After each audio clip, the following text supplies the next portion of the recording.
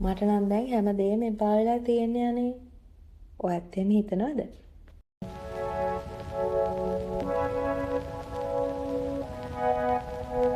එක පැත්තකින් කරන්න තියෙන වැඩ, තව පැත්තකින් ගෙදරින් නැත්නම් ඔෆිස් එකෙන් එන ප්‍රෙෂර් එක, ඒ ඇස්සේ රිලේෂන්ෂිප් ප්‍රශ්න. මේ හැමදේම එකතු වෙලා අන්තිමට හිතා ගන්නවත් බැරි වෙනවා කොතනින්ද පටන් ගන්න ඕන කියලා. අපි හිතන්නේ මේක සාමාන්‍ය ස්ට්‍රෙස් එකක් කියලා. හැබැයි ඇත්තටම මේ දැනෙන්නේ ස්ට්‍රෙස් එකක් විතරක් නෙවෙයි.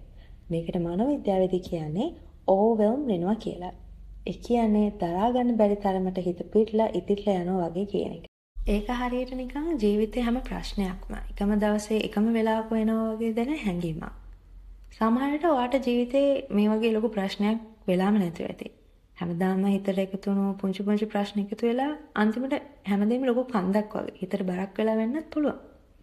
ස්ට්‍රෙස් කියන්නේ සාමාන්‍යයෙන් අපිට දැනෙන පීඩනයක්. අපි දැන් ඒක දන්නවනේ. හැබැයි ඕවර්වෙල්ම් වෙනවා කියන්නේ හැමදේම ඕනුවට වැඩි කියලා දැනෙන එක. ඉතින් මේ වගේ වෙලාවක අපේ හිත ආයිමත් සංසුන් කරගන්න අපිට කරන්න පුළුවන් දේවල් දෙකක් තියෙනවා. පළවෙනි දේ තමයි බ්‍රේන් ඩම්පින් නැත්තම් ජර්නලින්.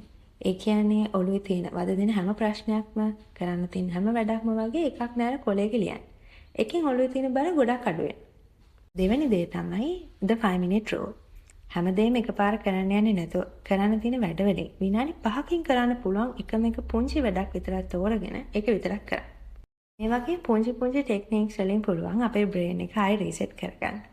හැබැයි මතක තියාගන්න. ඔයාට මෙහෙම දැනෙනවා නම් එකෙන් අදහස් වෙන්නේ ඔයා කම්මැලියෙක්වත් දුර්වල කෙනෙක්වත් කියන එක නෙමෙයි.